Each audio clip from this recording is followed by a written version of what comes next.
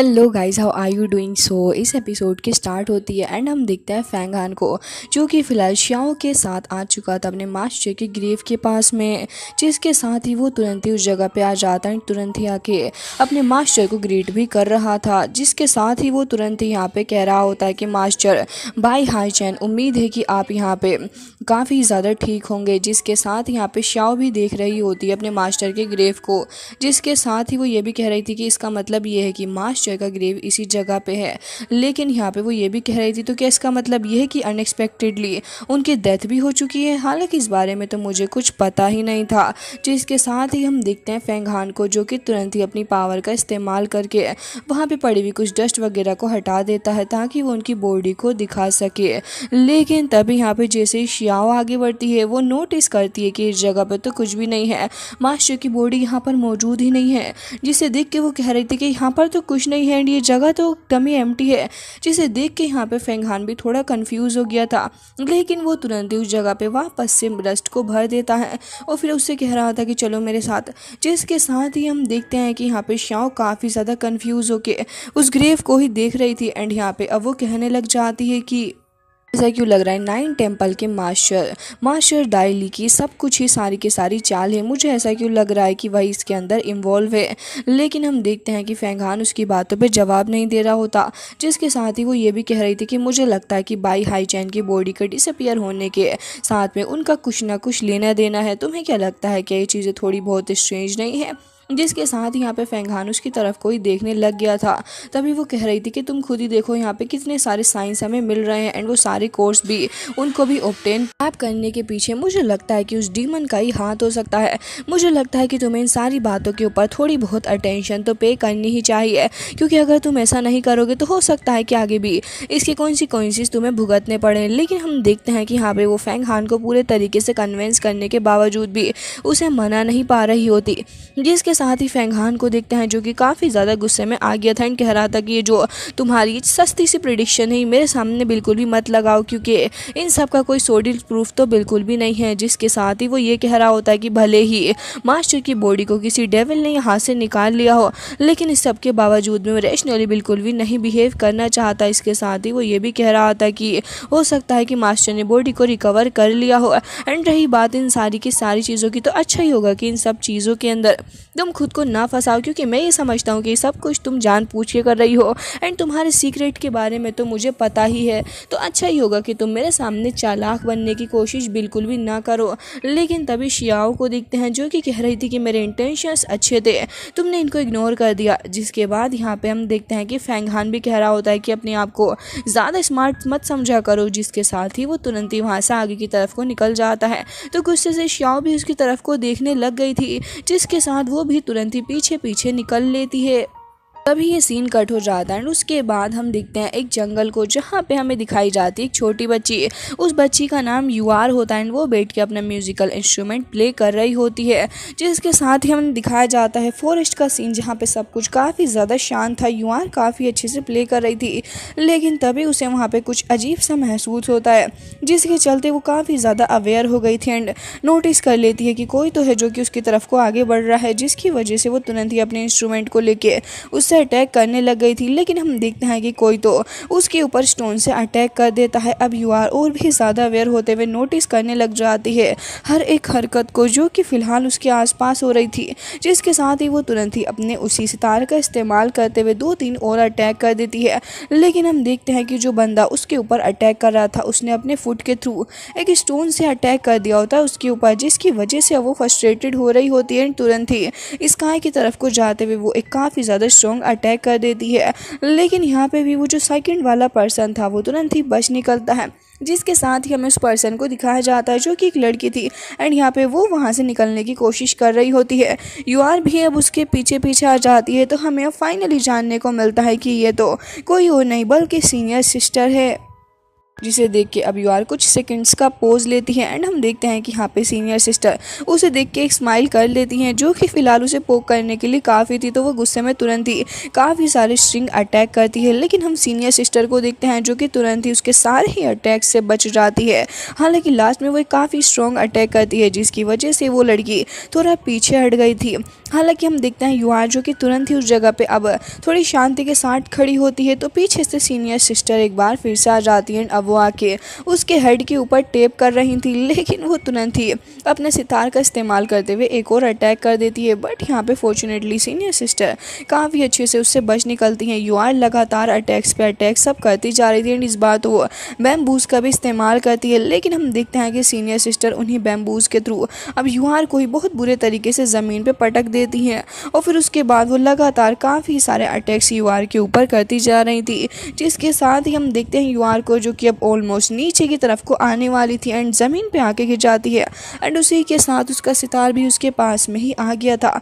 तभी हम देखते हैं सीनियर सिस्टर जो कि तुरंत ही उसे कह रही थी कि तुम एक बार फिर से हार गई। हालांकि हम देखते हैं कि यहाँ पे यूआर अब रोने लग जाती है एंड कह रही थी कि आप मुझे बुली करना कब छोड़ेंगी, आप हमेशा यही करती हैं। मुझे लगता है कि मुझे सीनियर ब्रदर जियान लैन से आपके बारे में शिकायत करनी ही होगी। तभी यहाँ पे वो कह रही थी कि अच्छा, मुझे लगता है कि तुम्हें अपने mountain and river ranking competition के ऊपर ध्यान देने की ज़रूरत है, क्योंकि मुझसे भी जियान लैन ने पर्सनली यही कहा था कि तुम इन सारी चीज़ों के ऊपर ध्यान दो, क्योंकि इन सारी चीज़ों से तुम्हें कोई भी बेनिफिट नहीं होने वाला। तभी यूआर कह रही होती है कि जो कुछ भी हो, आप हमेशा मुझे परेशान करती हैं, क्या आप थकती नहीं ऐसा करके। तभी वो ना में सर हिला देती है एंड कह रही थी कि ठीक है, अब तुम जाके आधे दिन का रेस्ट ले सकती हो, तुमने अच्छी प्रैक्टिस की, जिसकी वजह से यूआर अब काफ़ी ज़्यादा खुश हो जाती है एंड कह रही थी कि ठीक है, तो फिर मैं जा रही हूँ फैंग हान के साथ में खेलने के लिए। लेकिन तभी वो कहने लग जाती हैं तो फिर ठीक है, मैं भी तुम्हारे साथ ही चलूँगी।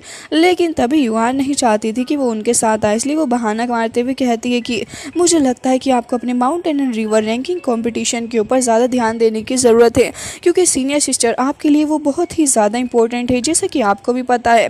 जिसके साथ ही वो धीरे धीरे करके वहाँ से जा रही होती है, जिसके साथ ही वहाँ पे हम देखते हैं कि सीनियर सिस्टर भी कह रही थी कि देखो हान फेंग तो फिलहाल डिमोनिक बैटल फील्ड के अंदर प्रोटेक्ट करने के लिए यहाँ से जा चुका है, तो फिर तुम मुझे थैंक्स बोलो, क्योंकि मैंने तुम्हें सब कुछ बता दिया। अब मैं यहाँ से जा रही हूँ।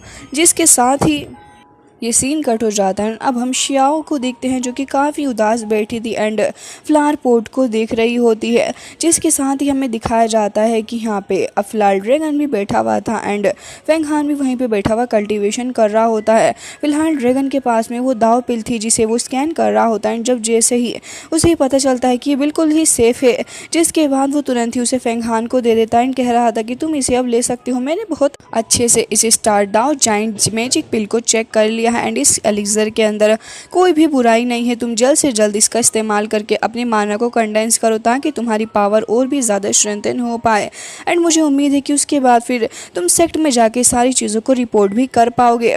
एंड इसी के साथ ड्रैगन यहाँ पे उस बास को चेक करने लग गया था एंड कह रहा होता है कि मुझे लग रहा है कि तुम बहुत ही जल्दी ट्रू सक्सेसर की तरफ प्रमोट कर दिए जाओगे, जो कि एक अच्छी बात है।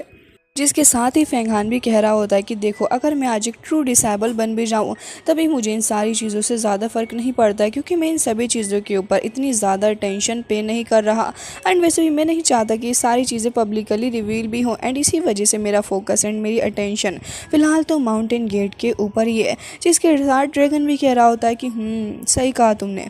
जिसके साथ ही हम देखते हैं कि यहाँ पे फेंग हान ये भी कह रहा होता है कि मुझे लगता है कि सीनियर सिस्टर अपने 4th लेवल के ऊपर पहुँचने ही वाली होंगी एंड जहाँ तक मैं समझता हूँ कि हमें जल्द से जल्द जिन थियान को मारना ही होगा। जैसे ही हमारे पास पावर आए हमें ये सब कुछ करना ही है एंड वैसे भी ये नान थियान ने भी मुझे प्रोवोक करके अच्छा नहीं किया है एंड अब मुझे लगता है कि जैसे ही हमारे पास पावर आए हमें जल्द से जल्द इन्हें सबक सिखाना ही होगा एंड इन सभी को पता चलना चाहिए कि फेंग हान को परेशान करने का अंजाम क्या होता है। जिसके साथ ही फेंग हान लगातार उस पिल को अपने अंदर कंज्यूम करने की भी कोशिश कर रहा होता है एंड वो काफ़ी सारी पावर का भी इस्तेमाल करता है। बट हम देखते हैं कि फेंग हान के उस एक्सप्रेशन से ही पता चल रहा होता है कि वो इस पावर को अच्छे से अपने अंदर एब्जॉर्व नहीं कर पा रहा है, उसको थोड़ी प्रॉब्लम हो रही है। जिसके साथ ही यहाँ पे हम देखते हैं कि ड्रैगन उठ के खड़ा हो गया था एंड कह रहा होता है कि भले ही तुमने secret realm super natural power को हासिल कर लिया हो, लेकिन मुझे लग रहा है कि तुम्हारी फाउंडेशन अभी भी थोड़ी वीक है एंड इसी वजह से तुम इसे नहीं कर पा रहे। खैर खैर जो भी हो, लाओ मैं तुम्हारी मदद कर देता हूँ। जिसके साथ ही वो तुरंत ही अपनी पावर का इस्तेमाल करते हुए फेंग हान की हेल्प करने लग जाता है उस पिल को रिफाइन करने के लिए। जिसके साथ ही हम बाहर शियाओ को देखते हैं जो कि वहीं पे बैठी हुई थी और अब वो कह रही होती है कि ये दोनों ही उस स्टार दाओ जाइंट पिल को अपने अंदर कोशिश कर रहे हैं कंज्यूम करने की, लेकिन मैं समझती हूँ कि ये मौका बहुत ही ज़्यादा अच्छा है, क्यों ना यहाँ से निकला जाए। जिसके साथ ही वो वहाँ से उठ खड़ी होती हैं, धीरे से डोर ओपन करके तुरंत ही उस जगह से निकल जाती है। सीन कट हो जाता है और उसके बाद हमें फॉरेस्ट का सीन दिखाया जाता है जहाँ पे हम देखते हैं कि छोटी बच्ची यूआर जा रही होती सीनियर सिस्टर लोंग के साथ में, लेकिन तभी लोंग को कुछ अजीब सा फील होता है जिसकी वजह से वो तुरंत ही वहाँ पे यूआर को रुकने के लिए कहती है। वो दोनों ही थोड़ा आसपास देखने लग गई थी एंड यहाँ पे कुछ दिख नहीं रहा होता, जिसके साथ ही हम देखते हैं कि यूआर तुरंत ही वहाँ पे आगे बढ़ती है एंड अब वो समझ चुकी थी कि यहाँ पे कोई मॉन्स्टर तो मौजूद है ही, जिसके चलते वो तुरंत ही कहती है कि तुम कहाँ छिपे बैठे हो, चलो जल्दी से बाहर आ जाओ। जिसके साथ ही लोंग को देखते हैं जो कि तुरंत ही उसके पास में आ गई थी एंड वो भी थोड़ा आसपास ही देख रही होती है, लेकिन तभी शियाओ को देखते हैं जो कि तुरंत ही वहाँ पे आ चुकी थी एंड कह रही थी कि मानना पड़ेगा तुम यू हर सेक्ट के डिसाइबल तो वाकई में काफ़ी ज़्यादा केपेबल निकले, तुमने मुझे पहचान ही लिया। लेकिन तभी यहाँ पे यूआर उसका मजाक बना रही थी एंड कह रही थी कि अच्छा तो तुम ही छिपी बैठी थी इस जगह पर, लेकिन मुझे ऐसा क्यों लग रहा है कि तुम कोई अच्छी लड़की नहीं हो, मैं पहली नज़र में ही देख के तुम्हें ही बता सकती हूँ। अब यहाँ पे यूआर ने इतना ज़्यादा बोल दिया था तो फिर लोंग को उसे कवर करना ही पड़ता अपनी बॉडी के साथ में, जिसके चलते यहाँ पे शियाओ कह रही होती है कि मैं फेंग हान की मैड हूँ, समझी तुम, मेरे रास्ते से हट जाओ। तभी यहाँ पे यूआर कह रही होती है कि फेंग हान, लेकिन उसके पास में तो कोई मेड है ही नहीं, तुम मुझे बच्ची समझने की कोशिश मत करना। तभी यहाँ पे लोंग भी कह रही होती है कि हाँ फेंग हान ब्रदर तो कभी भी अपने पास में कोई मेड रखते ही नहीं है। तभी यहाँ पे हम देखते हैं कि उन्हें पोक करते हुए अब फिलहाल शियाओ कहने लग गई थी कि वैसे तुम दोनों ही काफ़ी वर्ती लग रही हो फाइट करने के हिसाब से। अब ये सुनते ही लोंग को गुस्सा आ जाता है एंड हम देखते हैं कि दोनों ही एक दूसरे के ऊपर एक काफ़ी ज़्यादा पावरफुल स्पिरिचुअल एनर्जी से अटैक करती हैं। जिसके साथ ही यूआर को देखते हैं जो कि तुरंत ही अपना सितार लेके रेडी हो जाती है, वो भी लगातार काफ़ी सारे अटैक्स कर रही थी। तभी हम देखते हैं कि लोंग कह रही होती है कि लड़की तुम्हें तो सबक सिखाना ही होगा, तुम उस बच्ची के ऊपर कैसे अटैक कर सकती हो। लेकिन इतनी ही देर में हम देखते हैं कि यहाँ पे शियाओ आगे बढ़ती यूआर के ऊपर अटैक करने के लिए, इवन वो इस हद तक चली गई थी कि यूआर की आइज़ के अंदर अपनी फिंगर से अटैक करने वाली थी, लेकिन लोंग उसे रोक लेती है एंड हम देखते हैं कि यहाँ पे कोई तो आके उसे पीछे से हटाता है एंड ये कोई और नहीं बल्कि फेंग हान ही होता है। बट यहाँ पे इतना ज़्यादा गुस्सा उसने लोंग को कर दिया होता है कि लोंग तो अब उसकी जान ही लेने वाली थी एंड काफ़ी ज़्यादा स्ट्रॉन्ग अटैक वो करती है शियाओ के ऊपर। बट हम देखते हैं कि यहाँ पे वो अटैक जाके हिट हो जाता है फेंग हान को, जिसके चलते यहाँ पे लोंग भी थोड़ी देर के लिए हैरान थी। बट यहाँ पे हम देखते हैं कि फेंग हान खुद को संभालता एंड पलट के कह रहा था कि क्या तुम ठीक हो। तभी यहाँ पे लोंग अब यूआर को पकड़ लेती है एंड कह रही थी कि मुझे गुस्सा आ रहा है। तभी यहाँ पे फेंग हान कह रहा था कि लोंग शुआन आप कैसी हैं, मुझे माफ़ कर दीजिए, मुझे नहीं पता था कि मेरी ये विच डिसेबल ऐसी निकलेगी, एक्चुअली मैंने इसे अभी कुछ दिनों पहले डिस्कवर किया है, प्लीज़ मर्सी शो करिए इसके ऊपर, इसे ज़्यादा कुछ नहीं पता।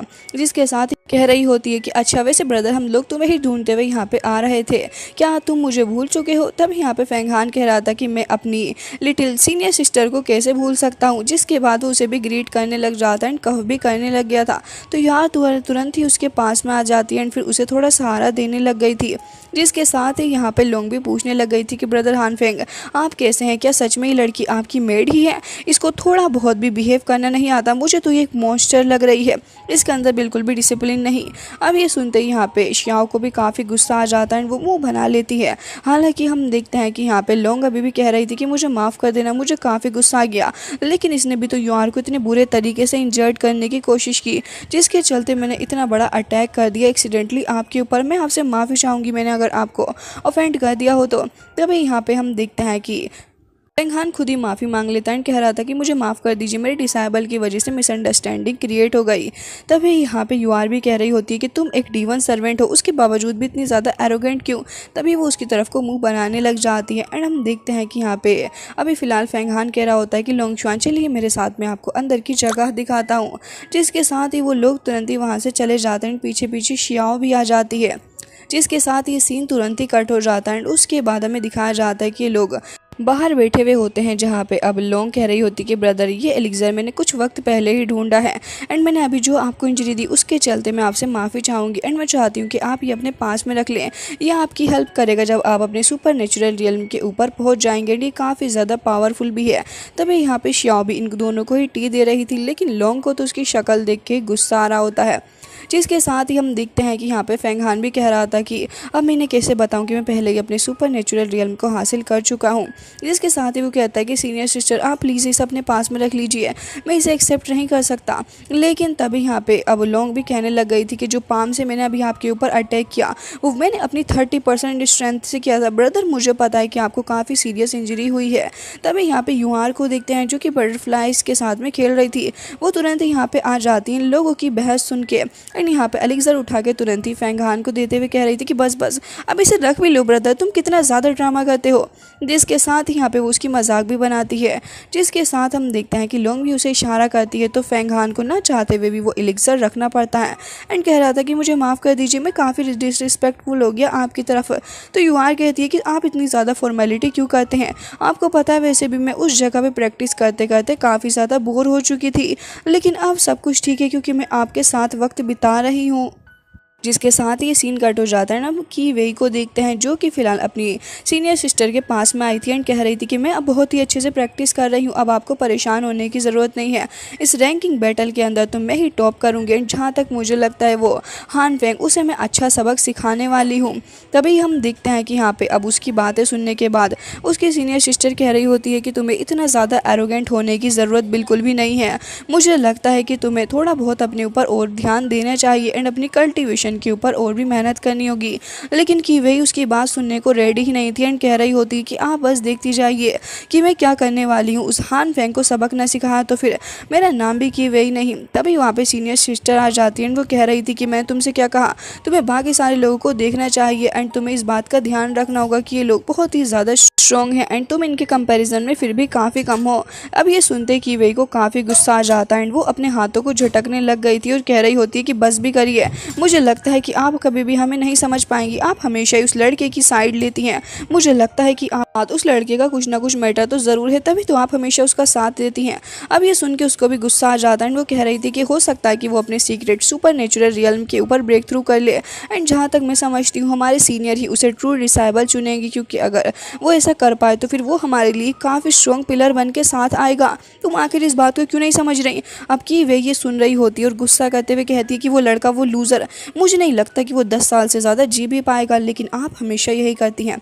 अब ये सारी बातें सुनने के बाद सीनियर सिस्टर कहने लग गई थी कि ठीक है, तुम्हें जो करना है तुम कर सकती हो एंड देखा जाएगा कि 10 साल बाद कौन जिंदा रहेगा एंड कौन नहीं। तुम्हें अच्छे से पता है कि आखिर हान फेंग क्या कर सकता है। तब यहाँ पे की वही कह रही थी कि बस भी करिए, उसने हमारे साथ में इतना ज़्यादा गलत किया है, उसने फेंग नी के साथ में कितना ज़्यादा गलत किया एंड सीनियर ब्रदर ये नानथियान के साथ भी, लेकिन उस सब के बावजूद आप इस स्टूपिड का साथ दे रही हैं। आपको ढंग से कुछ दिखाई नहीं देता एंड मैं थक चुकी हूँ आपके साथ में डील करते करते एंड अब आपको लगता है कि वही सबसे ज़्यादा पावरफुल है।